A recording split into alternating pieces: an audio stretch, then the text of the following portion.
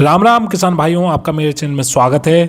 मेरे इंजीनियर भाई आपको एसी ट्रैक्टर की इस वीडियो में फुल नॉलेज देंगे। आपको उनकी सारी बातें ध्यान से सुननी है और वीडियो में बने रहिए। बात किया था कि ट्रैक्टर को हम लोग 5 तरीके सिस्टम से बनाते हैं या जो भी चीज़ें करते हैं देखते हैं। ठीक है, हमारा ये इतना इंजन, हमारा फर्स्ट वाला जो पोर्सन आता है इंजन। ठीक है, हम इंजन में भी बहुत सारी चीज़ें हैं, तो फर्स्ट हमारा यहाँ पे आ जाता है इंजन।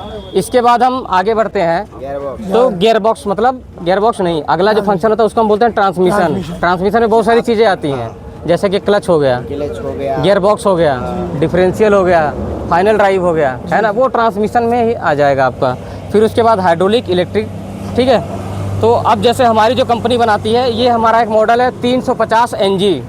350 NG मॉडल है जो 40 HP का इंजन है। ठीक है, 3 सिलेंडर ट्रैक्टर के 3 सिलेंडर में अवेलेबल है। ठीक, हम जो हमारी कंपनी बनाती है, सारे मॉडल बनाती है एयर क्लीनर, ड्राई टाइप का एयर क्लीनर। जो हमारा जो यहाँ पे एयर क्लीनर दिया हुआ है, ये ड्राई टाइप का एयर क्लीनर दिया हुआ है। आप भी बहुत पुराने समय से काम कर रहे होंगे, देखा होगा आप लोगों ने कि जो कस्टमर, जैसे अगर कंपनी ने बोल दिया कि 200 घंटे पर सर्विस करना है, तो कस्टमर सोचता है मैं 500 घंटे पर कराऊंगा तो मेरे 4000 रुपये बच जाएंगे। ठीक है, और पता चला जब वो सर्विस में लेके आते थे ऑयल वाला, तो एक मैकेनिक अपने हेल्पर से बोलते थे पहले काम करो, उनका एयर क्लीनर खोल के पहले जाओ साफ़ कर दो, पेचकस लेके, कपड़ा लेके, डीजल लेके, पानी लेके, है ना, मतलब साफ़ कर दो। तो उससे क्या होता था कि हम यहाँ पे 1 लीटर का तेल यूज करते थे, 1 लीटर, 900 ml, 1.5 लीटर, जो भी कंपनी के अलग अलग हिसाब से।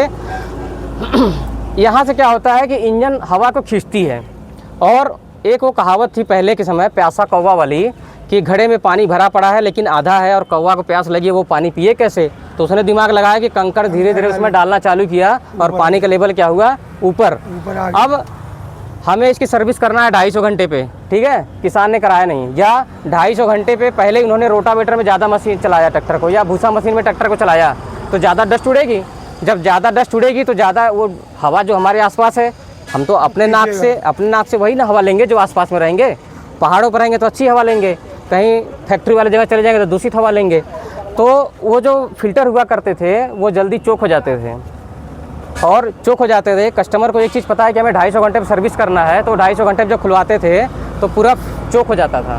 तो होता क्या था कि जब तेल के अंदर धूल मिट्टी के कण, मतलब जो हवा जाती थी, हवा से अंदर जो धूल मिट्टी के कण हुआ करते थे, वो जा के धीरे धीरे तेल के ऊपर बैठ जाते थे। जब तेल के अंदर बैठते थे तो धीरे धीरे क्या होता था, जो धूल मिट्टी कण तेल को सोख के वो लेयर को क्या कर देती थी, मोटा कर देता था, और तेल का लेवल धीरे धीरे ऊपर आ जाता था। जब तेल का लेवल ऊपर आता था तो आपने देखा होगा कि उस कटोरे में एक निशान बनी रहती थी पैन की, इसके ऊपर तेल हमको नहीं भरना है, नहीं तो क्या होगा, वो इंजन खींच लेता है। तो पहला तो एक वहाँ से ऑयल खींच लेता है आपका इंजन। दूसरा, जब तेल का लेवल भर जाएगा तो जो हवा के अंदर जो धूल मिट्टी कण है वो भी क्या चला जाता था साथ में इंजन में। तो जब इंजन में चला जाता था तो लोग बोलते थे भैया आपको हाफ इंजन का काम कराना पड़ेगा और आपको हेड खुलवाना पड़ेगा। तो जब हेड खुलवाते थे तो उसको कार्बन वगैरह साफ करके फिर हम उस पर काम करते थे, फिर वो अपना ट्रैक्टर सही चलता था। तो अब जो है कि ड्राई टाइप का कंपनियों ने क्या कर दिया है, ड्राई टाइप का एयर फिल्टर लगा दिया है, जिससे कि इंजन की इफिशियंसी, मतलब टेक्निकल टर्म में इफिशियंसी वैसे हम बात करें तो लाइफ उसकी बढ़ जाती है, और हमें इसकी साफ़ सफाई करना भी आसानी है। एक किसान भी चाहेगा या लोकल आदमी भी चाहेगा तो इसको यहाँ से फिल्टर को खोलेगा,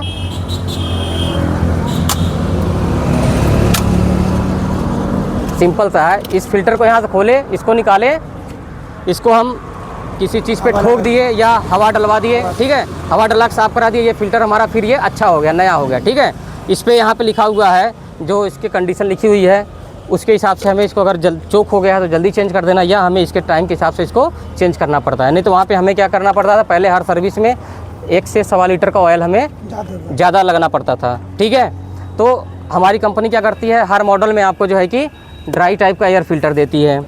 दूसरा, बैटरी जो है, जैसे कंपनी ने तो ट्रैक्टर बना दिया, ठीक है, लेकिन ट्रैक्टर के अंदर कुछ चीज़ें होती हैं जो हर कंपनी बाहर से ख़रीदती है। ठीक है, बाहर से जैसे क्या क्या चीज़ें खरीदेंगे, जिसको हम बोलते हैं OEM आइटम।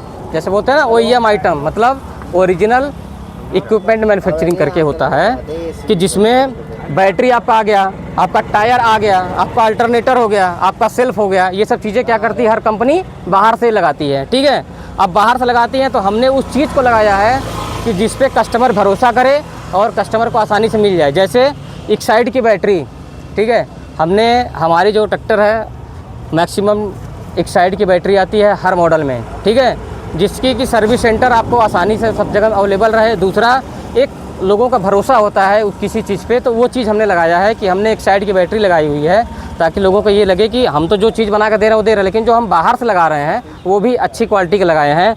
टायर जो है हम 40 HP के ऊपर जितने भी ट्रैक्टर आते हैं आपको 100% MRF के टायर मिलेंगे। 40 HP में जैसे 350 में भी MRF मिल जाते हैं, लेकिन कुछ कंपनियों के बाउंडेशन होते हैं। तो हमारा जो 40 HP से ऊपर के ट्रैक्टर है आपको सब में जो है कि MRF का टायर मिलेगा। दूसरा, जो आपका अल्टरनेटर हो गया और आपके जो स्टार्टर हो गए, हम वो स्पार्क मिंडा का लगाते हैं, स्पार्क मिंडा का लगाते हैं, जिसके सर्विस सेंटर आपको लोकली से लोकली, जो लोकल से लोकल मैकेनिक होते हैं वो भी कर लेते हैं।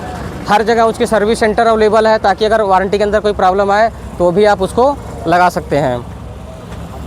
अब आगे की तरफ और चलें।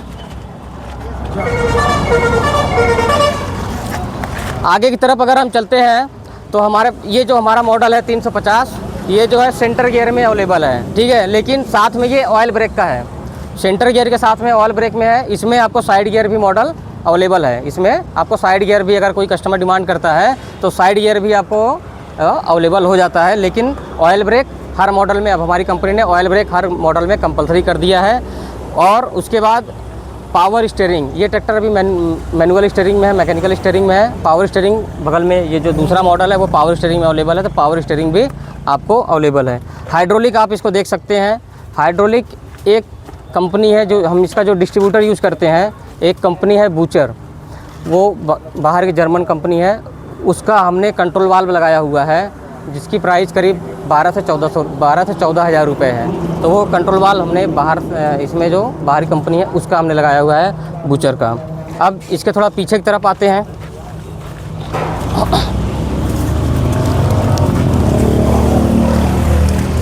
पीछे की तरफ में हमारा यहाँ पे, जैसे हमने भी जो आपको बताया कि एक मैकेनिक ट्रैक्टर रिपेयर करके तो दे देगा, डीलरशिप से ट्रैक्टर रिपेयर होकर चला जाएगा, लेकिन कुछ चीज़ें होती हैं इंस्टॉलेशन या उस तरीके से। अब हमने बता दिया भैया किसान को कि आपको कल्टीवेटर लगाना है ऊपर में। क्यों लगाना है? क्योंकि इस ट्रैक्टर में जो सेंसिंग दिया हुआ है वो कहाँ दिया हुआ है? ऊपर में।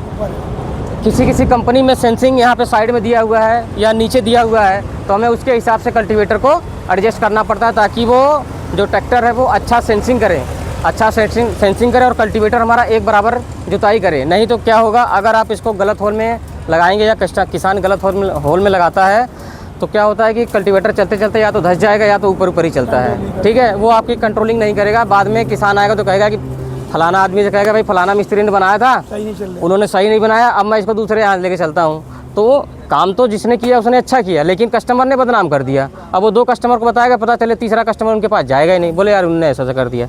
तो हमें किसान को भी बताना है कि भाई आप ये लेके जाओगे तो आपको हाइड्रोलिक जो दिया हुआ है हमारा, आपकी कल्टीवेटर हमेशा जो आप टॉपलिंग का एंगल लगाते हैं, टॉपलिंग का एंगल क्या होगा, ट्रैक्टर के साइड में झुका होना चाहिए। ट्रैक्टर के साइड में आपका, अगर हम ये कल्टीवेटर यहाँ पर खड़ा करें तो आपका टॉपलिंग जो है ट्रैक्टर के साइड में झुका होना चाहिए। उसके बाद अगर हम रोटावेटर यूज कर रहे हैं, रोटावेटर क्या होता है कि जब रोटावेटर चलता है पीटीओ से, और पीटीओ से जब वो चलता है तो उसकी ब्लेड क्या होती है, आगे की तरफ मूव करती है, ठीक है। तो वो ट्रैक्टर को क्या करता है, आगे की तरफ ढकेलता है। हमें रोटावेटर में सेंसिंग की ज़रूरत नहीं होती है, लेकिन हमें कल्टीवेटर में सेंसिंग की ज़रूरत होती है। तो हमें रोटावेटर में क्या करना है, यहाँ पे यूज करना है लास्ट वाले होल में। या जैसे आप सपोज करो आप मार्केट आ गए, मार्केट आप कल्टीवेटर लेके आ गए, अब आपको मार्केट में आए, एक नया कल्टीवेटर लिए और आपने 1 कुंटल खाद खरीद लिए। अब आपको यहाँ से घर पे लेके जाना है, ठीक है। आपने यहाँ पे टापलिंग लगा दिया, ऊपर लगवा दिया टापलिंग। ये रोड पे घर पे जाते समय ब्रेकर आएंगे, गड्ढे आएंगे, झटके जो आएंगे वो आपके हाइड्रोलिक को क्या करेगा, डिस्टर्ब करेगा। तो हमें क्या करना है, लास्ट वाले होल में टापलिंग को लगाना है। यहाँ पे क्या होता है, हम इसको बोलते हैं no sensing zone, no sensing zone बोलते हैं। यहाँ पे जितना भी आप करके टापलिंग दबाओगे इस पर जो है कि इफेक्ट नहीं आता है, ठीक है। तो ये सब चीज़ें हैं, थोड़ी जानकारी की हैं। बाकी ऑयल ब्रेक में हमारा ट्रैक्टर दिया हुआ है। अब अगर हम एक दूसरे मॉडल में बात करें, जो 550 मॉडल है किर्लोस्कर इंजन के साथ में, यहाँ पे ये जो मॉडल हमारा दिया हुआ है 550 है। यहाँ पे आपको पावर स्टीयरिंग भी अवेलेबल हो जाएगी, साइड गियर भी आपको मिल जाएगा, हाइड्रोलिक जो हमने बताया वही वो लगा हुआ है। इसमें आपको एक अलग से फीचर मिल जाता है, ये जो हमारा एक यहाँ पे फीचर लगा हुआ है,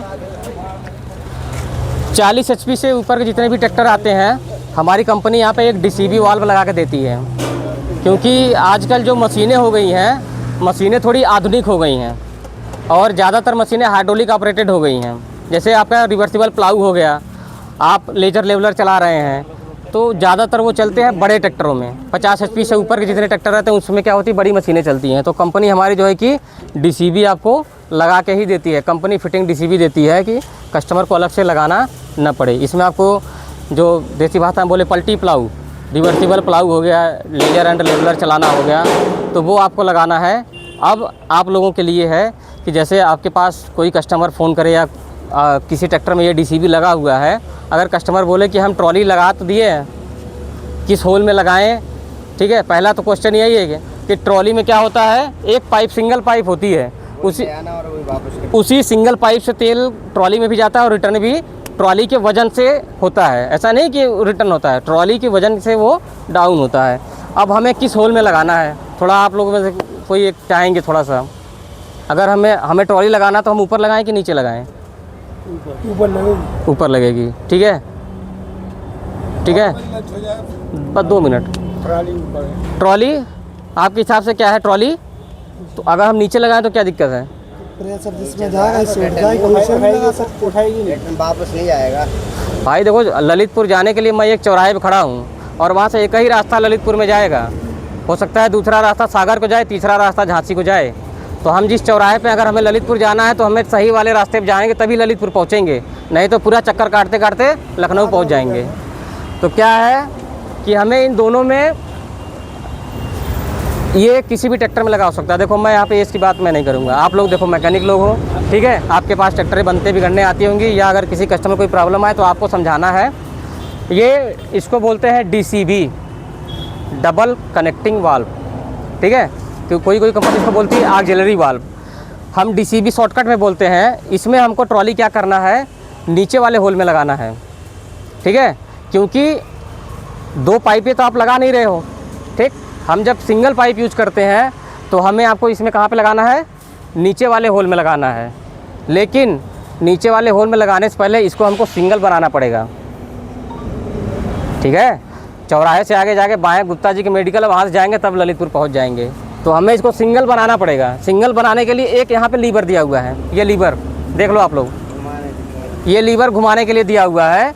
पहले आपको यहाँ पे ये चेक नट इसको ढीला करना पड़ेगा, ठीक है। इस चेक नट को जब आप ढीला कर देंगे और इसको क्या करना है, थोड़ा इसको ढीला कर देना है, पूरा खोल देना है। जब आप इसको खोल के फिर आप चेक नट को टाइट कर दो, आप ट्रॉली को नीचे लगा दो, ठीक है, और आप ट्रॉली को उठाइए गिराइए, ट्रैक्टर पर कोई लोड नहीं आएगा। नहीं तो क्या होगा, कभी कभी ट्रैक्टर के ऊपर लोड आएगा, बहुत ज़्यादा ट्रैक्टर आवाज़ करने लगेगा, लोड आएगा ट्रैक्टर को। किसी केस में तो हम लोगों ने देखा है कि कस्टमर ट्रॉली को उठा देता है, फिर ट्रैक्टर को बंद करता है, फिर ट्रॉली गिराता है। बोले यार आपका ट्रैक्टर ख़राब है, हमें तो ये समस्या आती है, हमें ट्रॉली चला ही नहीं पाते हैं, ठीक है।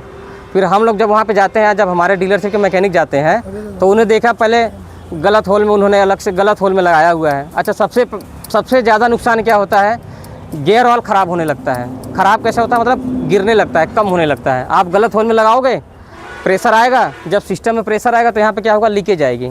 और आपको भी पता है कि जब किसी चीज़ में प्रेशर बढ़ेगा तो जो सबसे कमज़ोर चीज़ होगा सबसे पहले वही फटेगी या वहीं से लीकेज करेगा। यहाँ पे अगर आपने ऑयल सील या पैकिंग लगाया है तो ये टापा तो फटेगी नहीं, पहले पैकिंग के पास से निकलना चालू होगा। अगर पैकिंग उसको रोक लिया तब जाके आपकी कोई टॉप कवर फटेगी या कुछ चीज़ें ख़राब होंगी। तो यहाँ पे क्या होती है, लीकेज बढ़ जाती है। कस्टमर का कहता है मैं तो ट्रॉली लगाया था फिर भी मेरा गियर ऑयल कम हो गया। फिर वो डीलरशिप पे पहुँचेंगे, बोलेंगे यार रोज़ रोज़ आपका गियर ऑयल कम हो गया, पता चले उन्हें गलत जगह पे इस्तेमाल कर रहे हैं, ठीक है। तो हमें क्या करना है कि हमें हमेशा सही होल में और सही चीज़, तो AC ऊपर वाला जो है, जब हम इसको DCB मतलब जब हम दोनों यूज़ करेंगे, ठीक है। जैसे पलटी प्लाऊ, आजकल बुंदेलखंड के एरिया में क्या होता है, जैसे हमारा घर बनारस है तो वहाँ पे पलटी प्लाऊ या प्लाऊ उतना नहीं चलता है। वहाँ पे क्या होता है, 80% तो रोटावेटर चलता है, 20% ही कल्टीवेटर चलते हैं, ठीक है। एक बार में खेत तैयार हो जाती है, क्योंकि सब नदी किनारा क्षेत्र है, बालू वाला क्षेत्र है, कोई दिक्कत नहीं। लेकिन ललितपुर या बुंदेलखंड का रीजन क्या है, पथरीला है, लाल काली मिट्टी है, कड़ी मिट्टी है, तो वहाँ पे सबसे पहले किसान बेचारा प्लाऊ चलाता है। अब प्लाऊ के लिए आजकल गवर्नमेंट सब्सिडी देने लगी है, बड़ा ट्रैक्टर लीजिए, बड़ा प्लाऊ लीजिए, उस पर गवर्नमेंट तरफ से सब्सिडी लीजिए। अब वहाँ पे इस वाले DCV का यूज करना पड़ता है। जिस कंपनी में ये नहीं दिया रहता है तो किसान अलग से लगवाते हैं, ठीक। हमारी कंपनी लगा के देती है।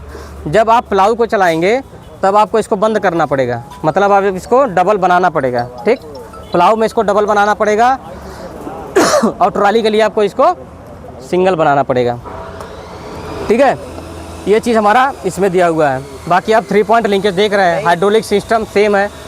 ऊपर में आपको कल्टीवेटर लगाना है, बीच में आपको प्लाऊ या कल्टीवेटर लगाना है ग्राउंड क्लियर के हिसाब से, मिट्टी के हिसाब से। नीचे वाले में आपको रोटावेटर लगाना है, ठीक है। हिच हमारी कंपनी लगा कर देती है, ड्राबर पट्टी हमारी कंपनी लगा कर देती है, ठीक है। ऐसा नहीं कि डीलर इसको बाहर से खरीदते हैं, हमारी कंपनी आपको हिच और ड्राबर पट्टी कंपनी से देती है। DCV आपको कंपनी से प्रोवाइड देख कर रही है।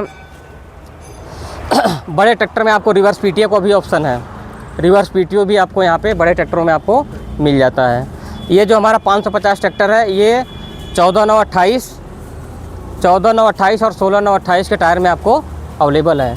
साथ में आप देख रहे हैं MRF के टायर में भी अवेलेबल है। 40 HP से ऊपर जितने भी ट्रैक्टर हैं, क्योंकि जब किसान बड़े काम के लिए ट्रैक्टर लेता है तो सोचता है कि मैं अगर कोई चीज़ खरीदूँ तो अच्छा खरीदूँ। तो जब हम इंजन अच्छा वाला दे रहे हैं, हाइड्रोलिक अच्छा दे रहे हैं, गियर बॉक्स हम अच्छा बना के दे रहे हैं, तो जब हमको सामान कंपनी को बाहर से खरीदना है तो अच्छा खरीद के लगाए, ठीक है। तो कंपनी हमारी जो है कि हर चीज़ बाहर से जो भी बात खरीदती है वो अच्छा लगा के आपको देती है।